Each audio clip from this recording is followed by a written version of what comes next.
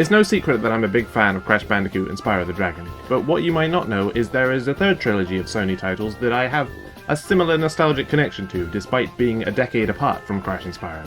A trilogy of light-hearted, two-dimensional PSP games made in Japan. LocoRoco. Jesus, this is dirty, look at this. If you're an avid viewer of my videos, chances are you've seen some sort of nod, reference, or video related to LocoRoco. Some of you may even remember my rebellious phase in August of 2016, where I uploaded nothing but LocoRoco music for most of the month. Some people really lost their marbles over that. But I honestly love these games. Ever since I got the first one back in 2006, it was pretty much the only thing I played on the PSP, and it made me so glad that I got one. Within the past couple of years, the first two games got remastered for the PS4. But do they hold up today, or is it nothing more than nostalgic blindness? We're here to find out. And you probably read the title and are wondering what the whole featuring NPC thing is. Well, NPC is the original name of my channel before I lengthened it to Carlson. The reason for that is because when I started this channel, I wanted to focus primarily on video game content, more specifically video game reviews. And I actually did make a few, one on A Hero's Tale, and the other 3 on the LocoRoco games. And by sheer luck, I've managed to find the raw audio for those reviews. So my guest reviewer in this video is none other than me from 4 years ago. Let us embrace the cringeworthy, high-pitched, fake-accented voice of my past together. Greetings, I'm NPC here for another review. And I'm MP Carlson, and I'm also here. Today, we're going to be talking about the LocoRoco trilogy. That being LocoRoco, LocoRoco 2, and LocoRoco Midnight Carnival. I'm counting Midnight Carnival as part of the trilogy because it does feel more like a successor to the previous 2 games rather than a spin-off like LocoRoco Kokoretcho for the PS3. In fact, Wikipedia states that the studio developed 2 sequels for the PSP and a spin-off for the PS3. So there you go. Then again, it also says that Midnight Carnival is a Halloween-themed spin-off title, but it's Wikipedia, so you can't trust it, you know. Anyway, let's start the review for the first LocoRoco game.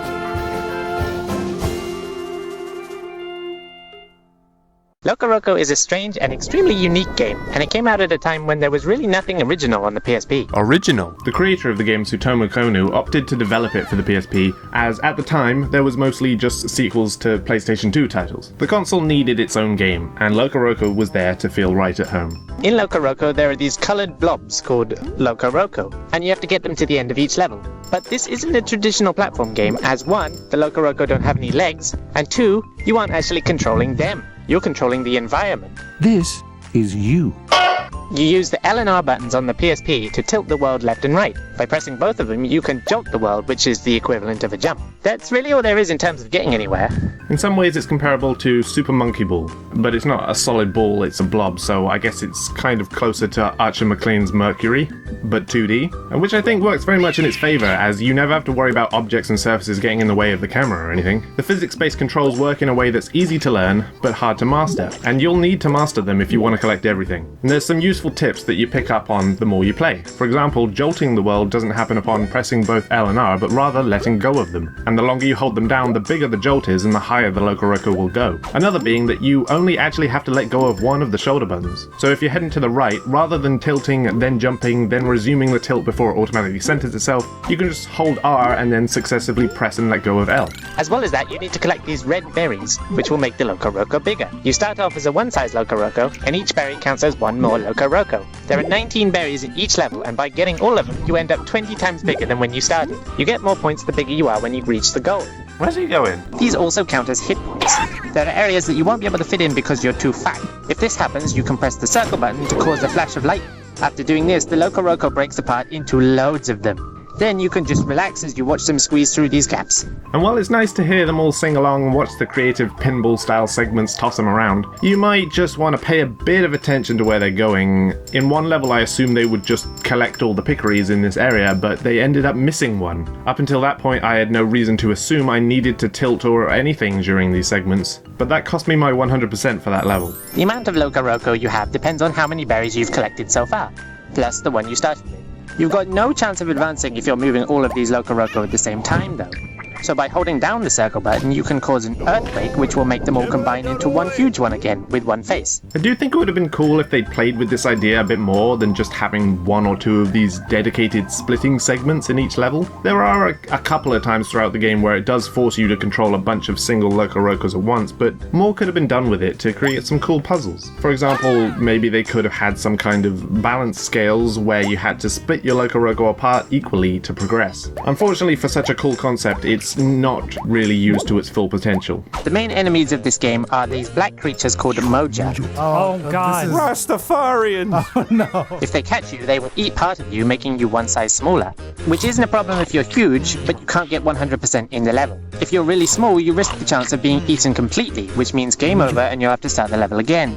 If you hit the Moja with some force, you can defeat them. If you do this quickly after they eat one of you, you can recover the one out of its mouth. However, despite being the main enemies of the game, they really don't pose any threat. You'd think that they would after that surprisingly dark opening. Seriously, it just starts off so happy and peaceful and then BAM! 8 LocoRocos just eaten alive. There's no sugarcoating that, they're dead. And this guy didn't even see it coming, he was just minding his own business and then he just obliviously bounded into the line of fire as like 10 Mojas ambushed them. But in the game, you rarely see more than 2 at a time, and even in the final stages of each world, in which before entering you're warned that they're everywhere, they're pretty rare. Half the time they won't even take any notice of you. You can just casually roll by and they'll just go on their merry way.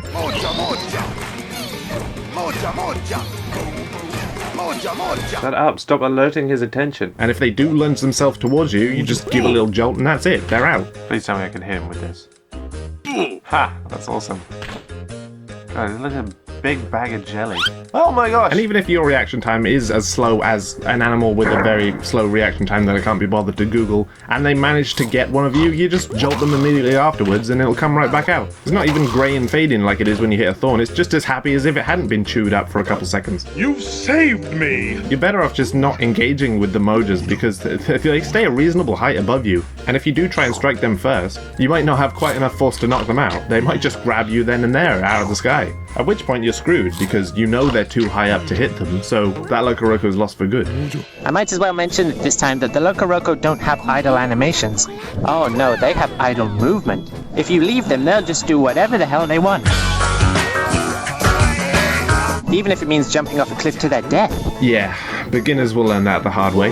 What I'm going to do, I'm just going to sit here for a while. You motherfucker! Thankfully, the more you play, the more accustomed you get to constantly moving, so that the LocoRoco don't get bored and start thinking you're giving up. Even if that means just jumping in place as you wait for like a platform to come down to your level or something. This really makes the LocoRoco seem like helpless creatures that you're just trying to help to the end. Apparently Kuno's pitch for the game was rejected twice because management couldn't understand the appeal for giving LocoRoco this independent movement aspect. And in terms of gameplay, it really doesn't make any sense.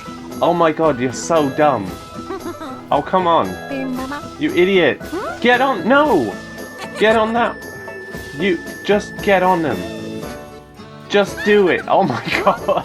But I do think it really adds to the LocoRoco world. The LocoRoco aren't just faceless blobs. They have faces and they have life. I mean, they'll react to almost everything you do, whether it be alerting you to certain things in the level,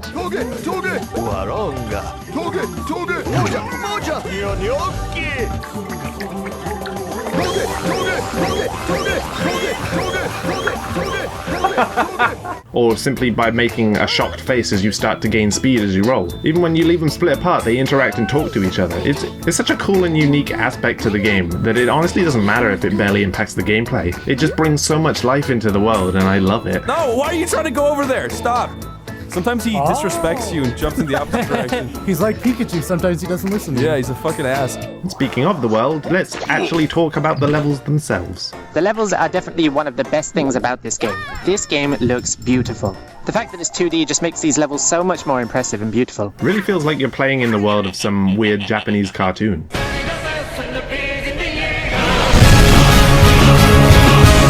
There are 12 styles of levels. These levels gain names in the later games, but for now I'll call them by these names. Orange Garden, Green Grassy Mountain, Icy Slopes, Tropical Beach, Night Sky, Big Tree, African Place, Jungle, Ruins, Guts of a Giant Animal, Bouncy Mushroom Place, and a Creepy Dark Mountain. These levels are aesthetically different from one another and beautiful in their own way. Even though the levels follow similar themes that we're all familiar with, they're designed in such a unique way. That really is a common thing for this game. Everything's unique. It's probably one of the most unique games I've ever played. I mean, the design choices for some of the levels is so abstract, but it works. All the levels have their own color palette, and the ground surfaces are designed with this spotty circle texture. They all have weird things that fall from the sky too. I don't even know what half of them are supposed to be, but they fit the theme, and it just works. It looks cool. I mean, who would have thought for the tree level to have a dark blue tree on a red ground? I don't know, but it works. Each of these levels look and play differently. For example, the icy slopes have lots of slippery hills, which you can build at ridiculous speeds, while the African place has lots of musical things and interesting platforming. And the tropical beaches have lots of water and even some giant beach balls you need to push around. Cheese cube. The levels where you're inside a giant creature's body are so weird and gross, but combined with this music, it's just adorable.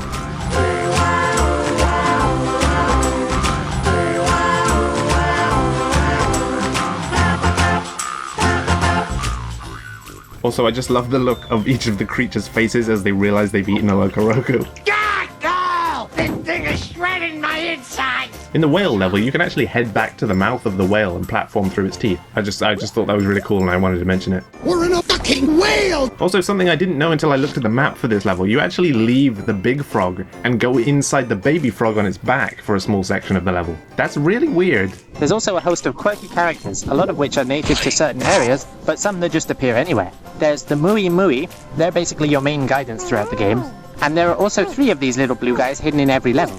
And some of them require some real skill to get to. I love the way it puts it. It doesn't say, like, for a special prize. It just says, find my friends and something nice will happen. There are gnocchis, which can lift you up to higher places, chupas, which fire you away and you never return, plus a load of unusual things that you often have to sing to. If you have enough LocoRoco, you can sing to the creatures. Often they'll give you Loco house parts, which I'll talk about in a second, but sometimes they'll lead you to secret areas. And that's another thing that I absolutely adore about this game. It really encourages you to explore. There's always an obvious path to follow to get to the end, but there's a plethora of hidden areas in every level. And LocoRoco is very good at subtly teaching you how to look out for these hidden areas.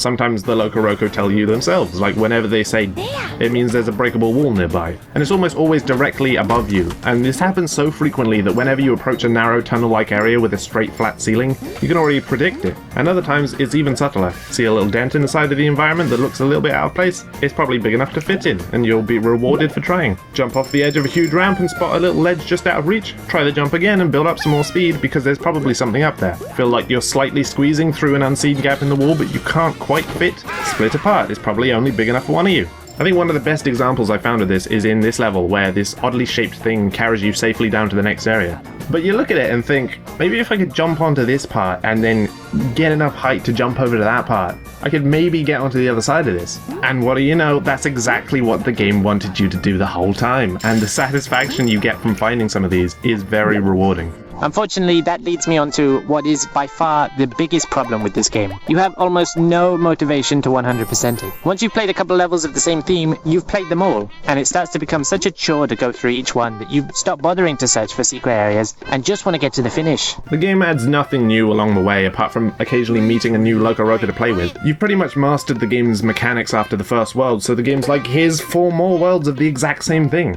And it's not like you even need to collect anything because of the game's other major flaw. Its completely broken reward system. Aside from the main levels, there is what is known as the Loco house. In the Loco house, you can place obstacles and platforms in this small area and just watch the LocoRoco live in it. You can't control them, you just watch them. Now, the Loco house is fine and all, but it's hardly the main draw to the game. All you're doing is watching your LocoRoco bumble about its stupid death trap of a house. There's not even anything interesting they can interact with. You can't, like, feed them or wash them or play games with them, so it's hardly comparable to, like, a pet simulator or anything. And that would have been kind of cool if they tried to incorporate that game genre into this. I mean, who wouldn't want one of these things as a pet? That's the cutest fucking thing I've ever seen in my entire life. Prepare to die! But it's really just nothing more than watching them flop about on spinny things and slide down tubes. And yet it seems like the game thinks that's what you'll want to be doing most of the time. Because everything, and I mean everything, ultimately leads you to getting more Loco house parts as your final reward. 100% a level? Loco house part. Sing to a creature? Loco house part. Find a Mui. Loco house part. Find a bunch of Muis and you get more music in the Loco house. Or possibly unlock a new minigame. There are 3 extra minigames you can unlock by collecting enough Mui. There's the Mui crane, which plays just like one of those crane games. Yep, right down to the weak grasp of the claw and the terrible cheap prizes. Oh boy. What fun.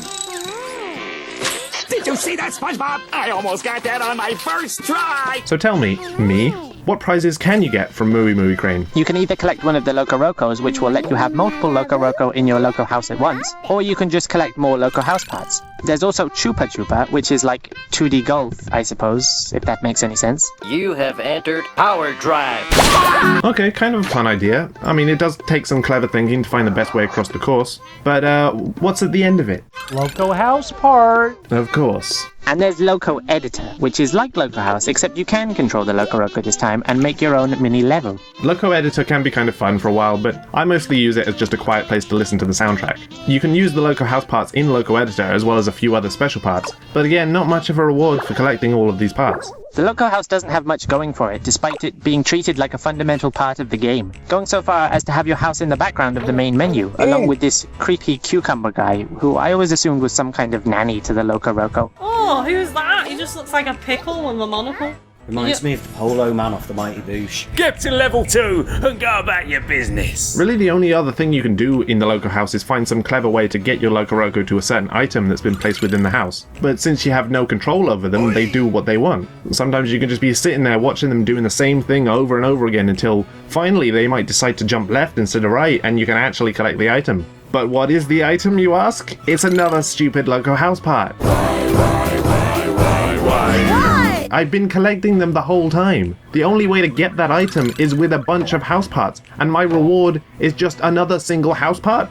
Like, this system could have worked, because ultimately there are creative ways you can use the parts to get the LocoRoco where you want them to go, and the more parts you collect, the more creative you can be. Plus, Mooey Mooey Crane can give you multiple LocoRoco in the same house at once, so you have a better chance of one of them reaching the item. You wouldn't have to keep waiting for them to throw themselves off a ledge, fall down, and head back up to the start to try again. But it's all a waste of time anyway, because your reward is of lower value than what you did to earn it. If it had been something better, like it would unlock a secret level, maybe one that's a bit more unique when compared to the others, or even if like this was the way you unlock a new LocoRoco to play with, like they're just sat up on the ledge near your house waiting to be rescued. She's not coming down. That would have been better than just being stuck in a perpetual loop of collecting house parts, only for the sake of collecting more house parts.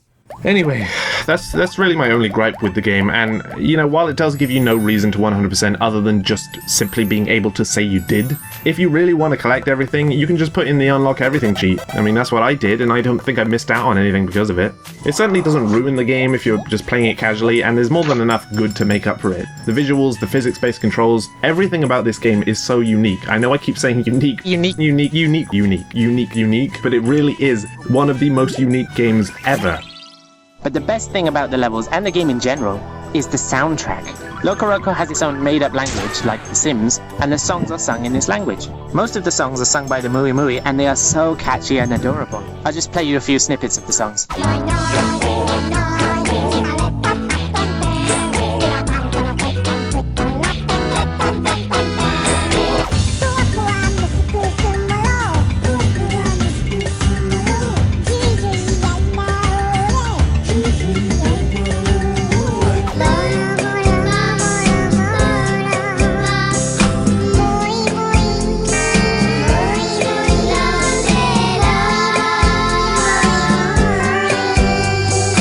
The only one I take issue with is the song for the Icy Slopes levels.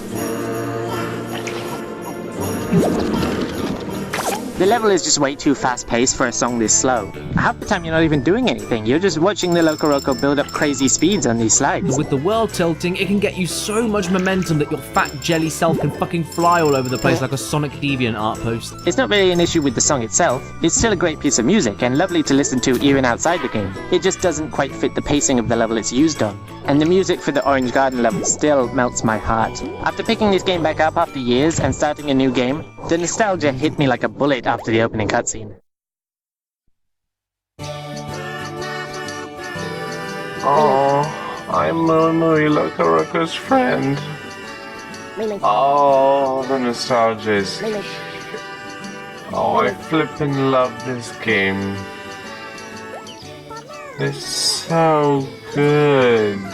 I don't think this game would be anywhere near as memorable as it is without this awesome soundtrack, and even though it's a completely made-up language, I still sing along to all these songs. It kind of reminds me of the different styles of songs from Charlie and the Chocolate Factory.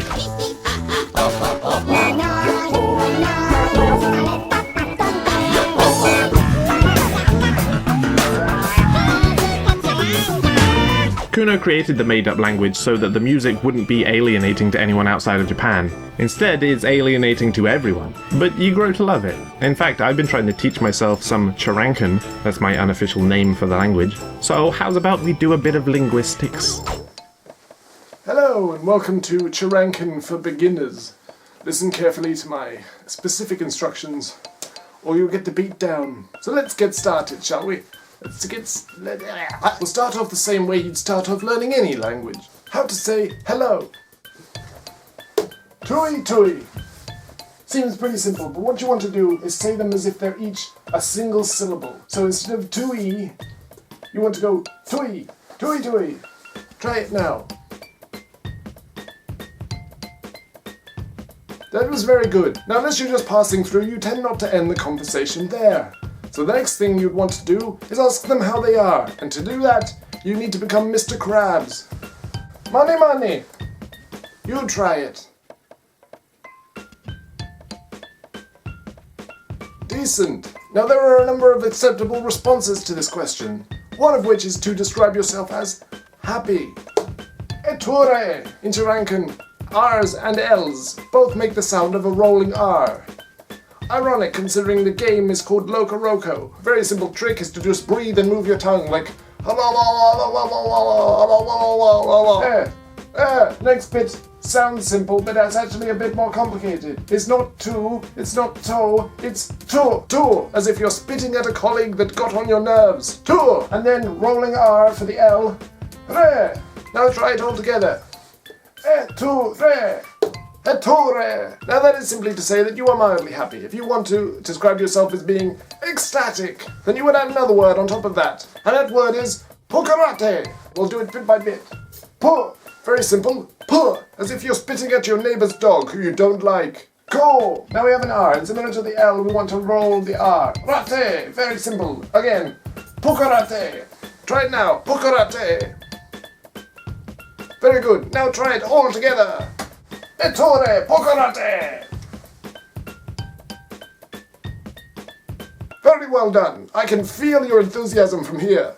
As you progress through the game, you unlock 5 other LocoRoco types, and each of them have their own unique song, which plays on the first level you unlock them on. All 6 of these songs are amazing, but my favourite's probably the Red One song. I do love the different personalities of the LocoRoco, and that's emphasized by their personal songs, and some of their voices are just hilarious. La Conte? Yeah, bunny. Montui? Yeah, bunny. You look more like a bunny than she does. And I'm now going to briefly hand over to Professor Juice, who did a much better job at describing each of the LocoRoco than I ever could. You have your yellow LocoRoco, the simple, happy, innocent-looking blob.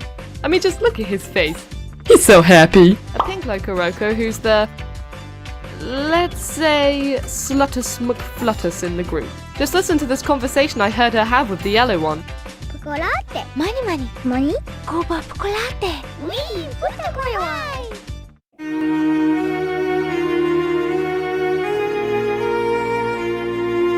There's a blue one who's the grown-up and sophisticated one of the group. He just looks like a proper sir. There's a red one who always looks as if he's on the brink of a nervous flipping breakdown. Yeah? Yeah? Maya racconte. Racconte. Ordina. The black one who's the rock and roll star. Because he rocks. And he rolls. And finally there's the green one. He looks like a Jim Henson puppet. I mean, just pop him in Sesame Street and give him Pepe's voice. Hello, I'm Pepe. Then boom! You got a character right there. All of the LocoRoco play exactly the same, however the one you choose will make a difference to the music. As well as the Mooey Mooey singing, the LocoRocos also join in as you're playing with them. You don't really hear it when you're all together, but when you're split apart, their singing actually adds a lot to the music.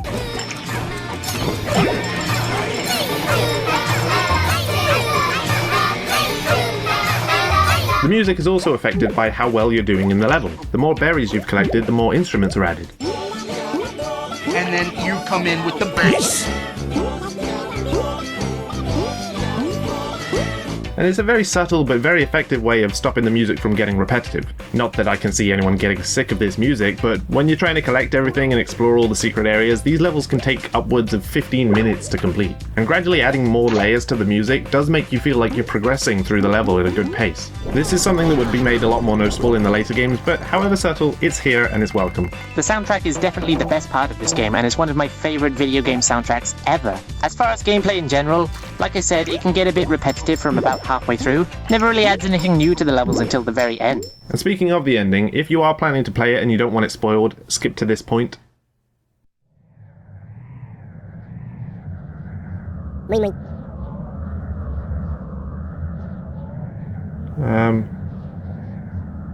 Okay. This is a bit unsettling.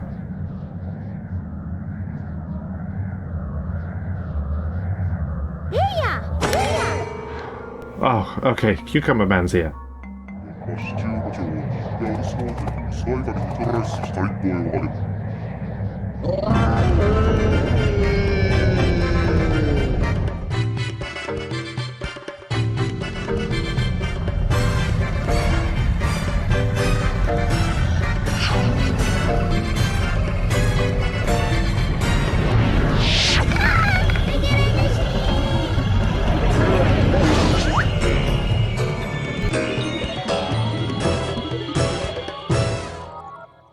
So I'm guessing this guy isn't the nanny. Yeah, no surprise I was absolutely terrified of this as a kid. I was not expecting a spine-chilling lack of music, a long stretch of nothing, a jump scare from Nanny Cucumber, followed by Nightmare Fuel and Vor in my 3+ rated PSP game. So yeah, he eats you and then you play the final level inside him like the huge creature levels from earlier. It's wriggling around inside me belly. It's a kind of unique, kind of traditional way to do the final level, and the music that plays is one of my favorite songs in the whole soundtrack.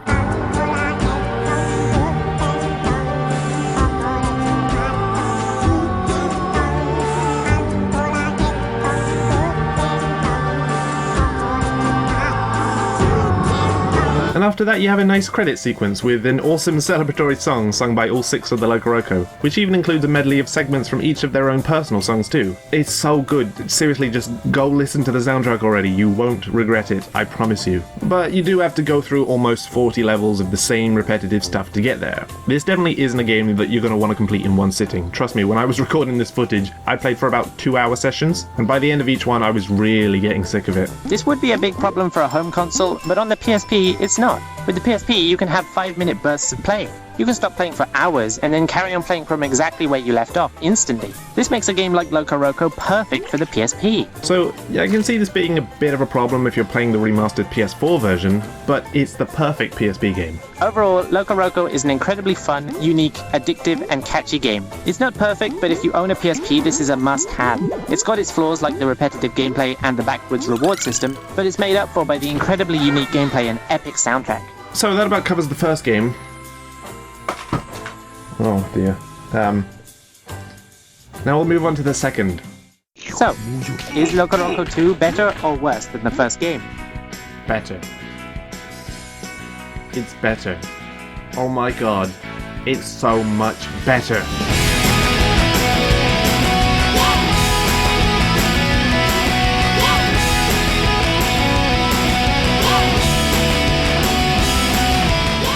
LocoRoco 2 takes exactly the same premise as the first game, but this time it's much better. But let's start with the basics. So the game starts out from what I can gather is the planet the Moja come from. They're all being taught a new song which has the ability to drain the life from the world. They send a huge black rock to the LocoRoco planet, and the Moja begin their second invasion. You can't start a LocoRoco game without a bit of mass living being consumption. You play through a short tutorial stage as you head to the Mooey Mooey house. Nice quick way to remind yourself of the mechanics, tilting, jolting, splitting and combining. So at this point, the game barely feels any different than the first game. However, I do want to quickly mention how they improved the loading screens. They now have this tunneling Mooey Mooey who digs further and further with each one, and you can even repeatedly press circle to have him dig faster. And when he reaches the end, he finds an item for you. So yeah, I just wanted to mention that because it's awesome. After the tutorial level, we're shown a world map. Not some symbols on a sign this time, an actual view of the planet. And this is how you access everything in the game. All the levels, minigames, cutscenes, everything.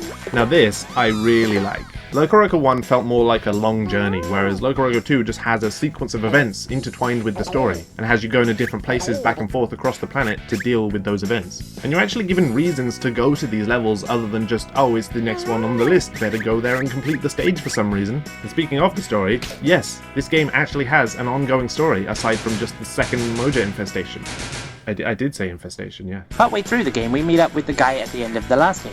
Blimey, I'm not dead! Apparently his name's Bon Mucho, and he's teamed up with what appears to be his mother. As well as sending out all the Moja, they've also turned a handful of Mui Mui into evil red versions called Bui Bui. I love the Bui Bui. I think they're a great addition to the series. It's clear that despite working with the Moja, they're really not interested in world domination or anything. They just want to mess with people and cause trouble.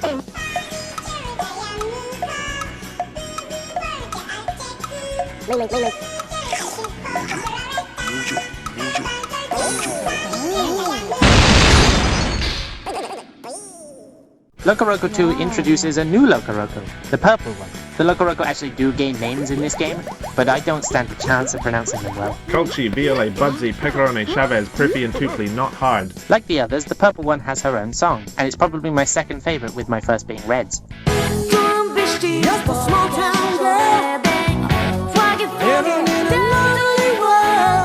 The main problem with LocoRoco 1 was the repetitive gameplay and broken reward system. So does LocoRoco 2 fix the repetition? Yes. There's only about half as many levels this time, but each of the levels are much more memorable. In LocoRoco 1, there was no distinct differences between two levels of the same area. The first Icy Slope level was barely different than the second Icy Slope level. This meant that once you'd played one level from each area, that's basically it until the very end. This time, however, there are usually only 2 or 3 levels from each area, but they have distinct differences. For example, the first Night Sky level has a lot of fireworks, and even areas where you're put into fireworks that are about to explode. Whereas the second Night Sky level takes place mostly in the clouds and involves you maneuvering around these grey cloud guides. I swear the gravity is a little lower on this level too. And I mean, that's just another way this game manages to make each level stand out from the rest. Does LocoRoco 2 fix the reward system? You're darn right it does. It not only works, it works really well. Instead of the Loco house, this time we have the Mui Mui house. Every Mui Mui you collect goes to this house. The house starts as a big, thick nothingness, but you can choose to build extra rooms. The more Mui Mui you find, the more things that they'll come up with to improve the house. So now there's a lot more of an incentive to find the Mui Mui in each of the levels. Mui Mui in a diver suit is so good. Also, I gotta mention how funny I find it when they build a room and it's just this. Yeah, that's a nice looking cinema there. To build these rooms, you need a certain number of pickeries and specific parts. These parts are found in the levels, and as rewards for minigames. They're all random objects with strange names, but they're just much more rewarding than the Loco House parts. You also get objects by defeating certain enemies, and you can only find certain enemies in certain levels. So already this is adding replay value. Every time you build a room, you have the option to build objects in the room, as well as more joining rooms. Most of these objects are just stuff for the Mui Mui to use, so they actually have managed to incorporate the pet simulator genre this time, but some of them unlock minigames, and others unlock extra things like FMVs and songs to play in the house. You even get a LocoRoco claymation short film. Well, it's not really short, actually, it really drags on. Occasionally the house will be attacked by the Bui Bui. If you can't fight them off with the cannon, they'll destroy part of the house and you'll have to rebuild it again. This can be a bit frustrating, but I can definitely see that this game makes you work hard to get rewards. It's like, alright, I've played through a bunch of levels, I've collected a load of Mui Muis, let's go check on the house. Oh, god damn it! There are also many minigames, many more than last time. In some ways they overdid the amount of minigames, but they're all optional really. You still have the Mui Mui crane, and it's still rigged, but this time there are much better prizes. Occasionally the Bui Bui will come along and show off its much bigger crane. Chupa Chupa's still here, and this hasn't really improved, but it was fun to begin with. You know, I don't think I gave this a fair shot in the first game. Let's do this right.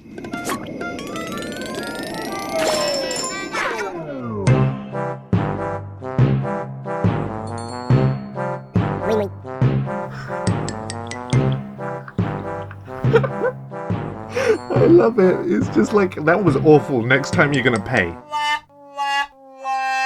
There's also a whack-a-mole style game called Gnocchi Nyo Gnocchi. Yeah, this was pretty fun. I don't see myself coming back to it much, but I liked it. You also have a side-scrolling shooter game, and this is so much fun.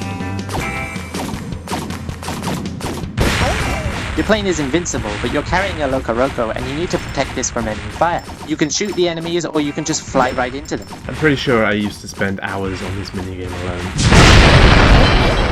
Oh, the humanity! There's Loco Rider, in which you play as a Mui riding a LocoRoco, and you have to ram the others into thorns. Whoever has the biggest LocoRoco at the end wins. I don't really like this minigame. The controls are a bit awkward, and it just isn't that fun. If they'd made the controls the same as in the levels, I might have enjoyed it a bit more. Yeah, not to mention, it's pretty freaking sadistic.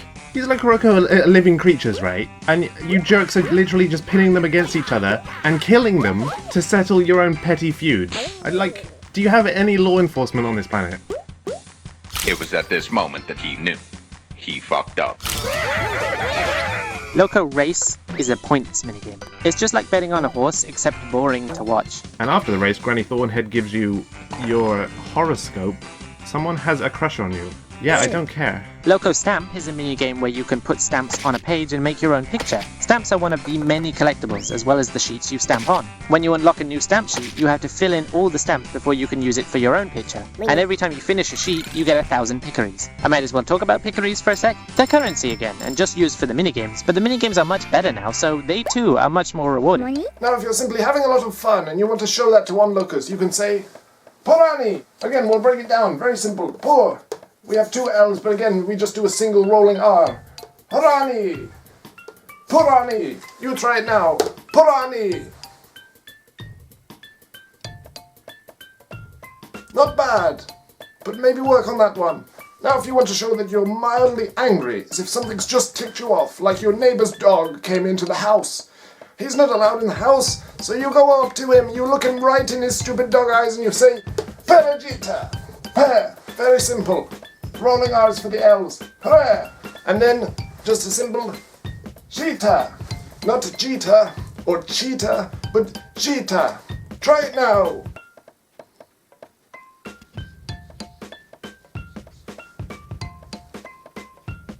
Oh, I feel your enragement building. Now if that rage builds all the way to maximum and you're really, really angry, then you will say this very long and complicated one. Bacani, agresso rolita. The top part first. Ba, ka, ni, bacani, agresso, agresso. Now this last part is probably the hardest part. As you've noticed, you have an R and an L very close to each other. You can do this a number of ways, but the easiest way is to not roll the L and instead just do the R. Rolita. Try that now. Rolita. Now try the whole of the second part. Agresso rolita. Oh, I feel that. Now we'll try the whole thing. Bacani. Agresso rolita. Try that now. Wow, I feel your rage building and building as if you're going to click the dislike button at any moment. But like I said about the last game, you will definitely spend most of the time in the levels themselves. The areas now have names, and I'll try my best at pronouncing them. Franzi, Prokiloka, Champlin, Tropuka, Chapelwar, Dalanga Mary, Kalokero, Jaujab, which is the jungle and ruins levels combined. Makes sense to merge them as they did share the same music in the first game. Yambuna Tree, and Kalapton. There's only one creature that you play in the guts of this time, and that's Domingo Mama. I've been inside you already, if that sounds weird. As well as the typical fluid gobbledygooks and fish skeletons, partway through the level, the mama wakes up and starts walking. The whole level then rotates 90 degrees. Later on, she falls over and the level rotates more. You also get to revisit earlier parts of the level, but upside down. I find this stuff really cool. Really cool. They did play with this idea a little in the final level of the first game, but they really push it here. I don't mean someone pushed her. She just kind of... I don't know what she tripped on. She just kind of threw herself on her head. But like here, when there's like this fruit that you can't reach until the mama's the other way around. Or like this weird squishy area that you just fall through normally the first time, and then when you come back to it upside down, you've got to throw yourself, perfectly time it so that you get caught in it and it pulls you up. It's really cool. Really cool. The new area is called Bui Bui Fort. And the song this time is sung by the Bui Bui. And I love how they're so full of themselves that 90% of the lyrics are just buoy. But damn if it isn't one of the best songs in the entire soundtrack.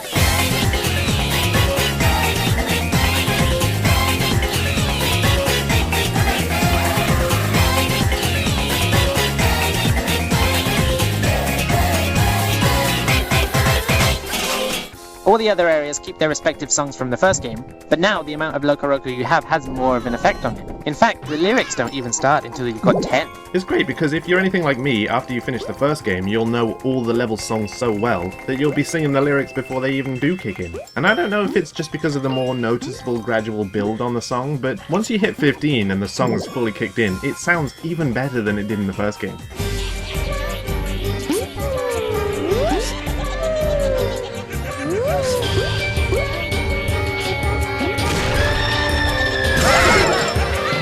LocoRoco 2 seems to have vastly improved in the music department. Every new song, from the Moja song to VLA's theme, is awesome. Bui Bui Fort is my second favourite in the series, trumped only by Mui Mui House, which is so beautiful. Like in the first game, there are these singing parts, but now they're interactive. As the LocoRoco sing, you can press circle in time with the notes on screen. However, in the words of PatStrikesBack, I feel like I'm doing these buttons right, and whatever I do, I miss it! I miss it! Seriously, from the studio that also made Patapon, these rhythm sections are just plain bad.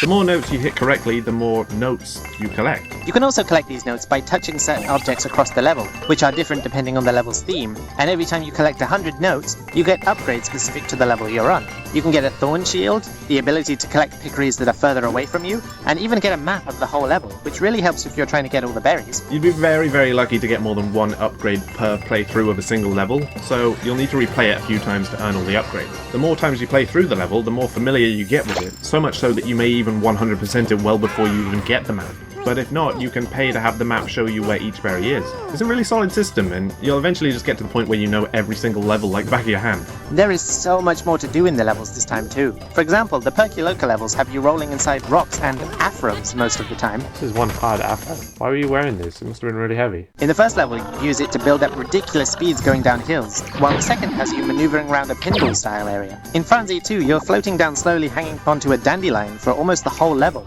Each of these levels have their own gimmicks and memorable locations, like the sunken pirate ship and the clock tower. There's even a level that switches from Calocaro to Chapawar partway through, and it becomes like a weird blend of the two. It's so cool. LocoRoco 2 also introduces a new character called the Mui Mui King, and he appears every now and then to teach you new abilities, such as squeezing into crevices, flinging yourself from tree branches, and even swimming underwater. Hello there! Would you like to learn to swim underwater? Great!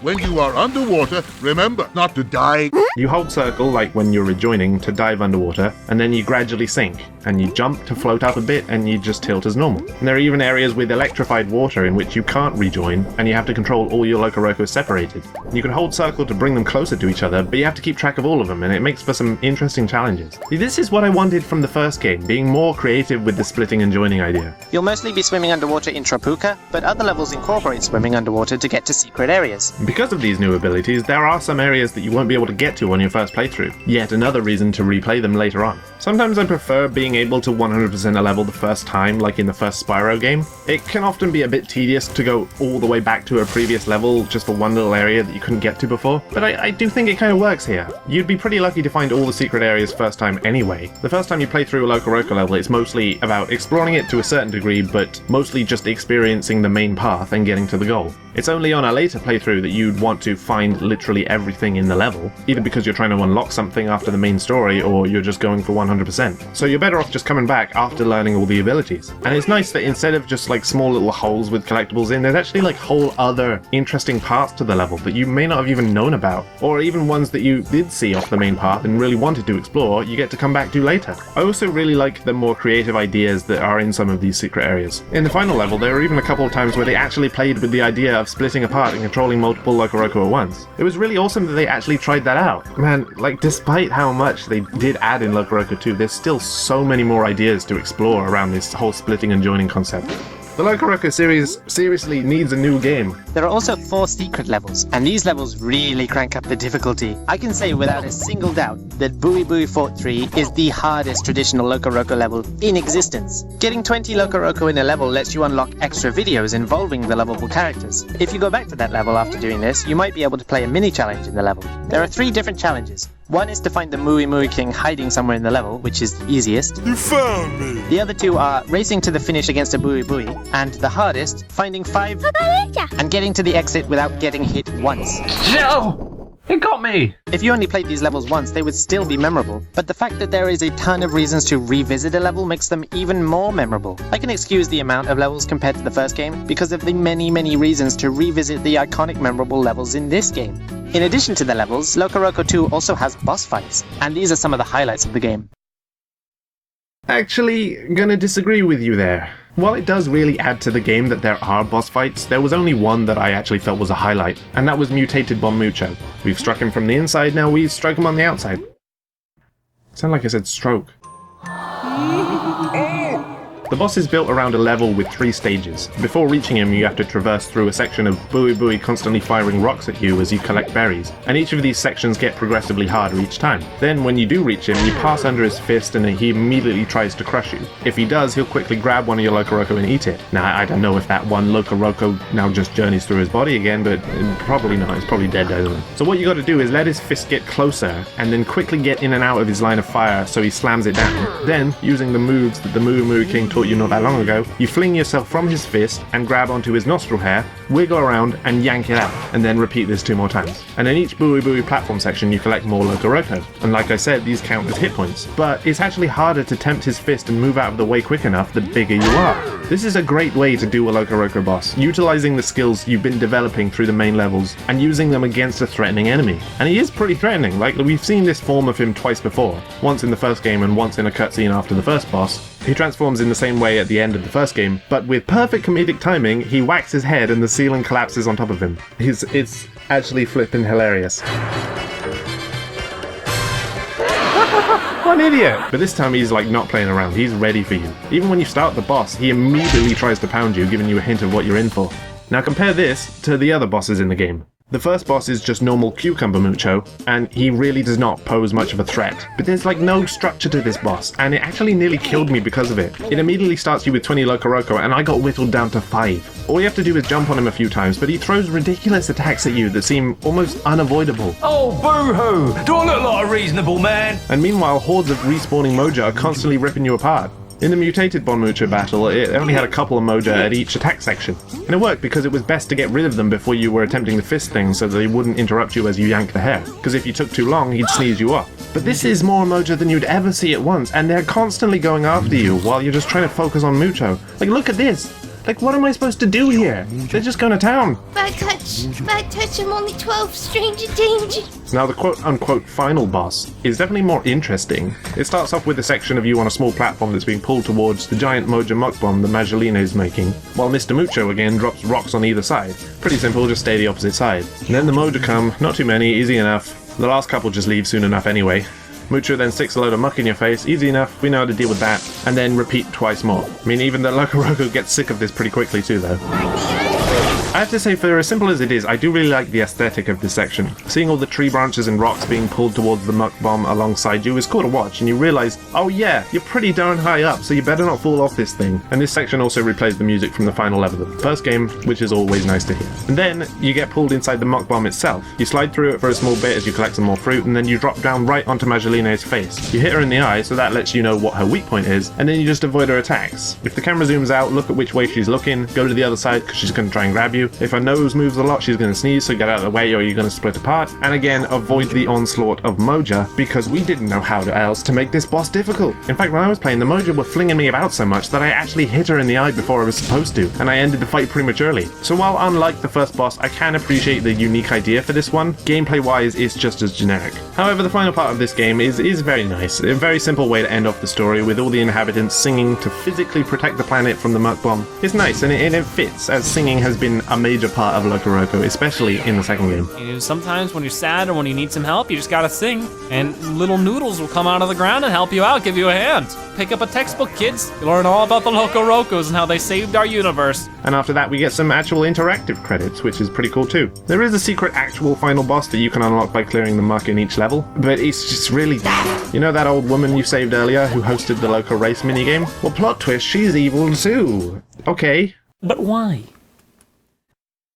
And the boss is just a ridiculously hard version of the plane minigame. Just not really worth talking about. I can safely say that I can safely... I can't, can I? No. I can safely say that the LocoRoco series has improved for the better. There are less but much more memorable levels, and a ton of stuff to do outside them too. Awesome soundtrack as usual, and fun boss fights. LocoRoco 2 stuck to the same premise that made the first game so great. However, the additional things this game added, new moves, gameplay styles, improved levels, and reward system, made this game a force to be reckoned with, and definitely the best in the trilogy by far. So now we'll move on to the final entry in the trilogy. LocoRoco Midnight Carnival.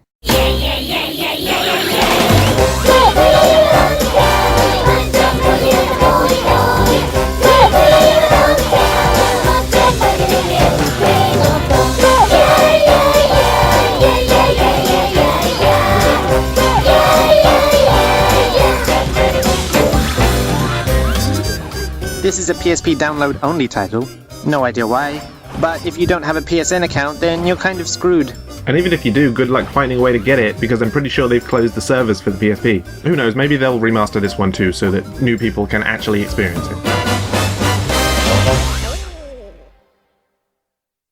There isn't much of a story this time. Basically, the Bui from the last game have kidnapped the LocoRoco and are forcing them to complete a set of levels in their carnival. After being squashed and washed, the LocoRoco gain a new ability, which is also the gimmick with this game. This ability is called Boing. Every time you jump immediately after landing, you boing. It's like in the first two games you were controlling blobs of jelly, now it's more like you're controlling super bouncy balls. Not only do you boing along the ground, but you can use it to wall jump and get to really high up places, use it to gain speed on half pipes and hills, and my personal favourite part, squeezing through these small tunnels and just spamming the hell out of the L and R buttons. Every time you boing in a row, it adds up. 1, 2, 3, 4, 5, 6, 7, 8, 9, 10, 11, 12, 13, 14, 15, 16, 17, 18, 19, 20, 21, 22, 23, 24, 25, 26, 27, 28, 29, 30. If you stop, however, you will lose your boing, and you'll have to start again from zero. If you boing 100 times in a row, you'll reach boing boing. This will mean that you can't jump quite as high, and it'll be much easier to lose your boing. So if you do ever reach that point, you either have to make a conscious choice to stop boinging and make it easier, or... if you push through and make it to the end without losing your boing, you get an boing bonus. However, you rarely ever reach boing boing, because the levels in this game are particularly short. But while it's jarring at first, it does benefit the game greatly to have shorter stages. Even right off the bat, the game throws a lot of creative ways to utilize this new mechanic at you. Thankfully, you're given a huge practice area near the start where you can get used to it. And similar to the original LocoRoco mechanics, it's easy to learn, but difficult to master.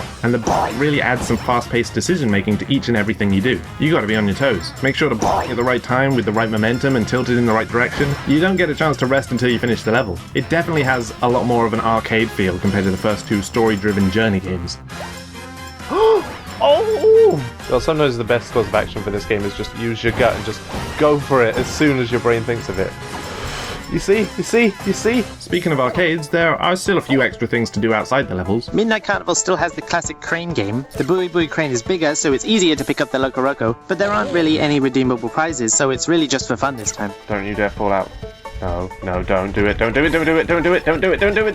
Oh, he fell in the thing. Jeez. It's more of a test to see how long you can go for. There's only LocoRoco to grab, and they'll constantly try and get out of your way. You get points based on how many you collect, and whether or not you collect the type that the Boo want you to get. I don't know why Pecorone is so hard to get. It's just the slipperiest of them all. And the game doesn't end until you pick up nothing on one go. And they don't restock the pit, so the longer you play, the harder it gets. Instead of Chupa Chupa, we have a new game called Loco Ball, and holy hell is this a rip-off.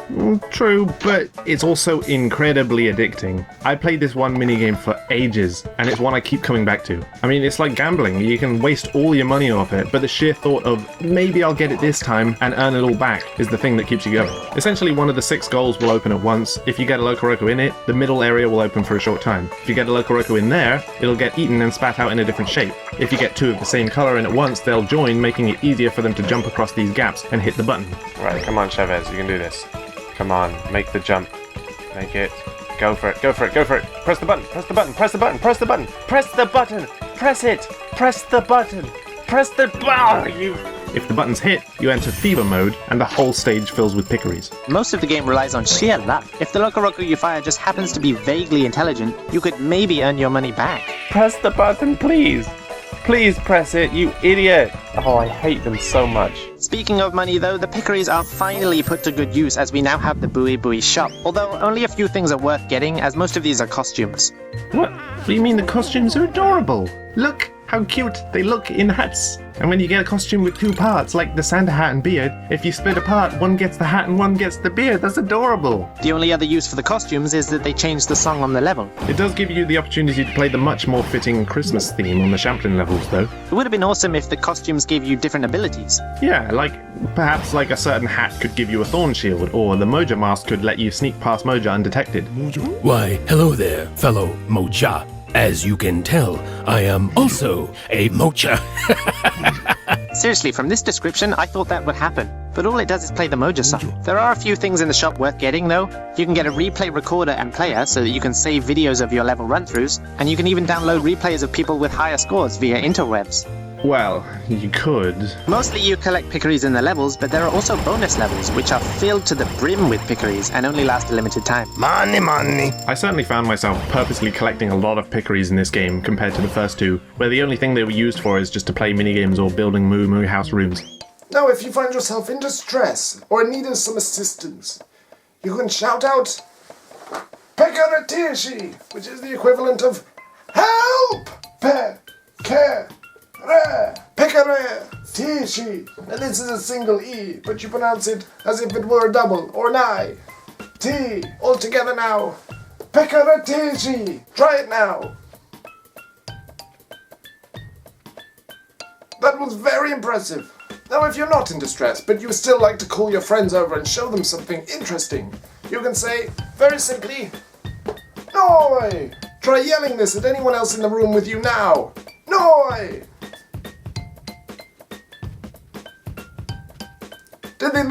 Did they look confused? However, if for some reason they didn't hear you, or they didn't look concerned and didn't wonder what you were doing, you can add on to the end of that. Chibarataroi! So let's break it down. Share, boo, rata, roy. And now say it all together. Noi, noi. Oh god, I need a drink. And now join in with me. Look your friend straight in the eye and say all of it together. Noi! Chabarataroy!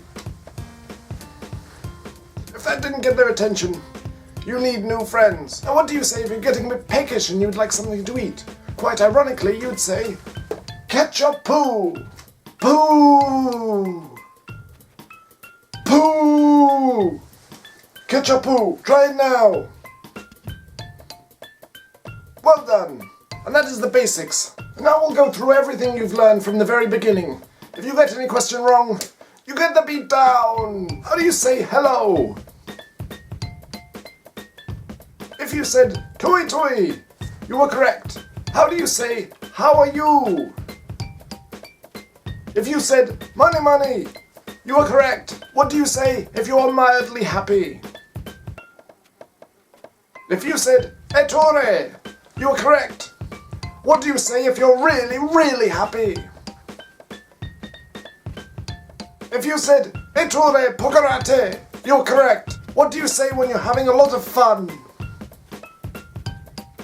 If you said polani, you're correct. What do you say if you're mildly ticked off? If you said perigita, you're correct. What do you say when you're really, really enraged?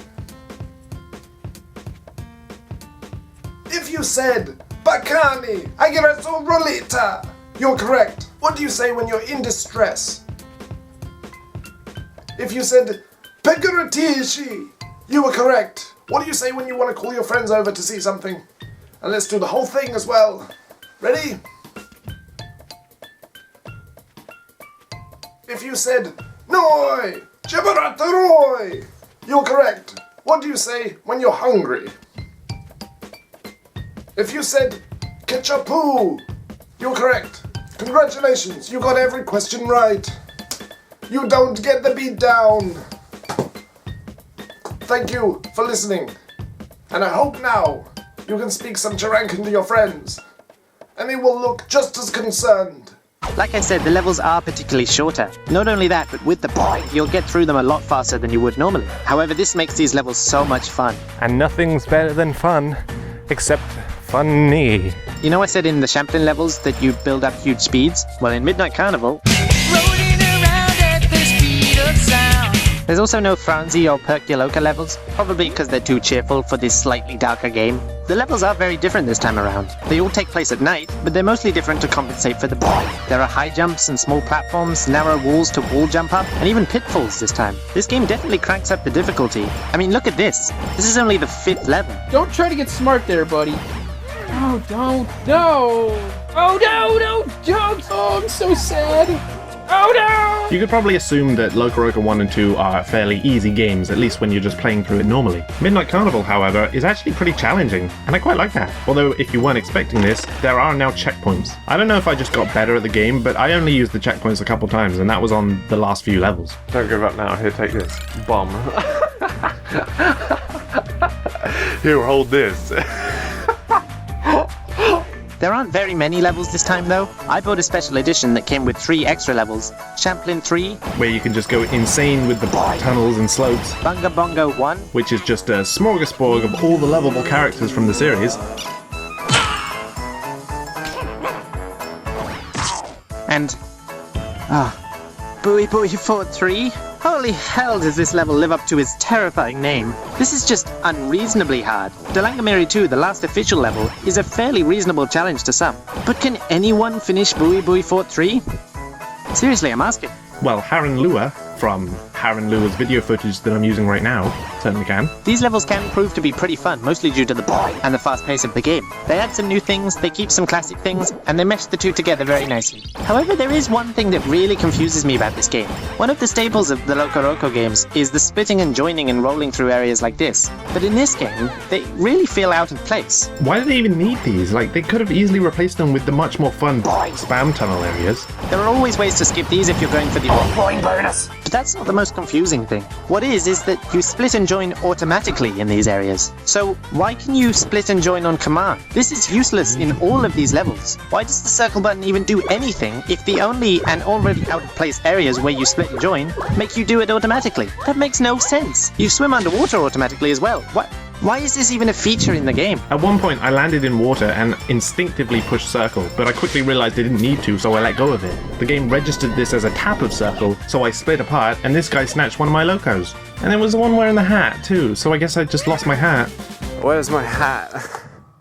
I can't go without talking about one of the most important aspects of LocoRoco, the soundtrack. The music is mostly either remixed versions or Booey Booey covers of original songs. They're a bit hit and miss, but mostly hit. Some have greatly improved, like these.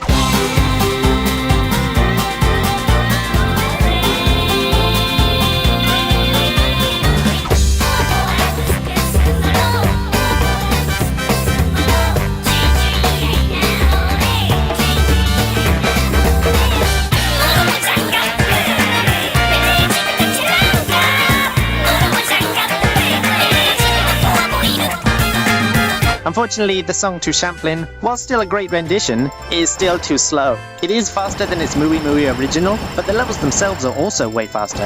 And I'm sorry, but I really don't like that cover of the Trabuca song. The original is one of my favorites, but something about the Booey Booey's voices trying to hit the high notes makes them sound like they're in searing pain.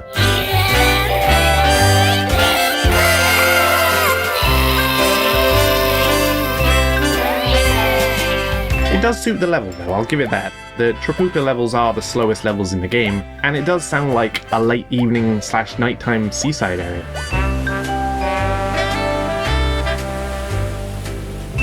Oh, that's unsettling. The original music was adorable, charming, fun, and memorable. And the music to this game as a whole is upbeat, bombastic, but still just as memorable. The main theme being a personal highlight of this game, and I can't be the only one getting a Remains of the Day vibe from it.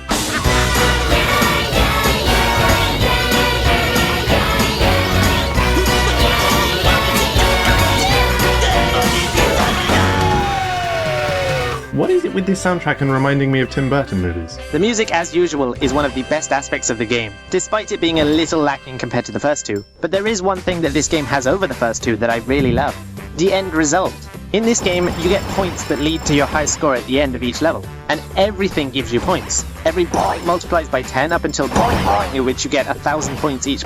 Every enemy you kill adds points, collecting all the berries and pickeries give you points. There's also one Mooey Mooey hidden in each level, and they're much harder to find than they used to be, and these give you loads of points. You also have an optional time challenge. If your time is too slow, your total score is decreased by half? That's not fair. Oh, it's not fair. Oh, I didn't realize that. But remember, these levels are a lot faster than the originals. Whereas the original game's levels could take upwards of 15 minutes each, Midnight Carnival's levels will rarely take you longer than 2. So just don't dilly-dally.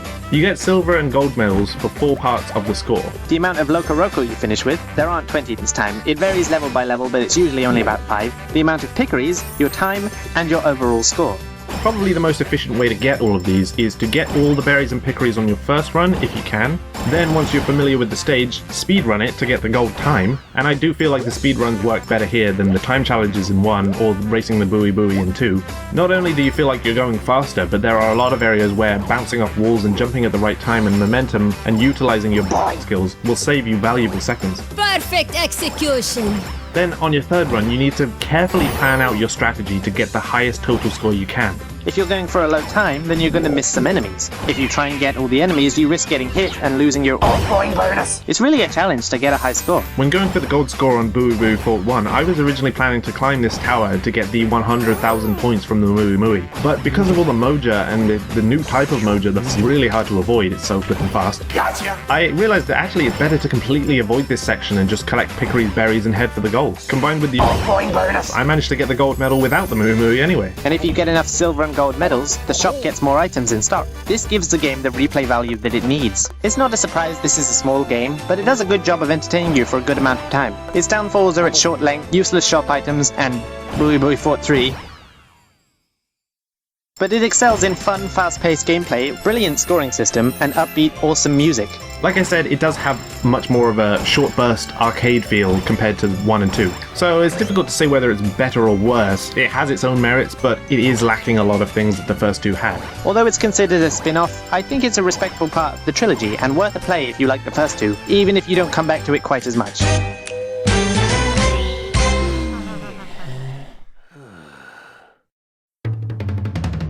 Well, okay, that's it for the LocoRoco games, except for the mobile games and that weird PS3 thing. Overall, I think it's pretty obvious that the best game in this trilogy is LocoRoco 2. So if you are planning on playing them, I would recommend starting with the first game, and when you fall in love with it, you're in for a real treat when you move on to the second game. And then if you're still craving some Loco action, Midnight Carnival makes for a nice change of pace to keep you occupied in the back of the car. Or if for some reason you're not hooked by the concept of the originals, Midnight Carnival can still be an enticing standalone game that can tickle your fancy a bit more. And whether you're playing on the original PSP version or the remastered PS4 one, I think everyone deserves a little LocoRoco in their lives. But don't play with the DualShock motion controls. They suck.